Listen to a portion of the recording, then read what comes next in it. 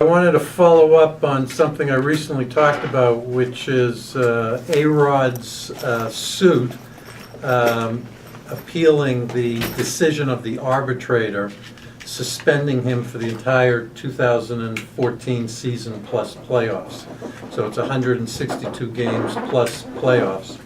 That is a reduction from the suspension imposed by Major League Baseball of 211 games. But we talked a couple of weeks ago about how weak A-Rod's case was. To appeal an arbitrator's decision is virtually impossible. Typically, the agreements say that, the judgment of the arbitrators is final. Right, it uses subtle language like that, final and binding, and it's because the parties bargain for the decision of an arbitrator. And if you can just appeal it, the whole purpose of arbitration is defeated. So, Major League Baseball has there's a collective bargaining agreement with the players union, and all the players are subject to the terms of the collective bargaining agreement.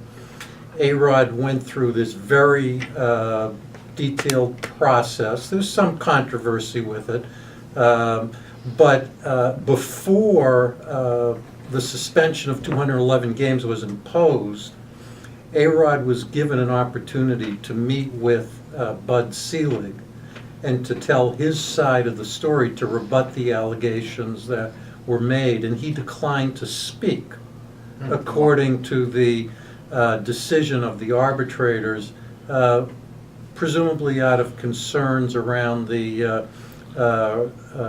self-incrimination concern. So you have a right to exercise your rights not to incriminate yourself, but in a civil case, unlike a criminal case, that can be used against you and is devastating evidence. So then the suspension gets imposed.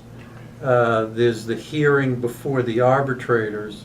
A-Rod tries to call as a witness through his lawyers the commissioner, and the arbitrator declined to have Bud Selig come in. A-Rod didn't testify once again.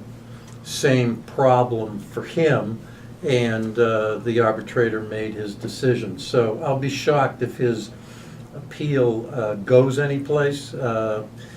February 14, there's a conference with the judge, and in the meantime, just in the last couple days, Major League Baseball wrote a letter through their lawyer just to the judge, and this is fairly unusual. It was a letter that said, "Dismiss this case. This is ridiculous."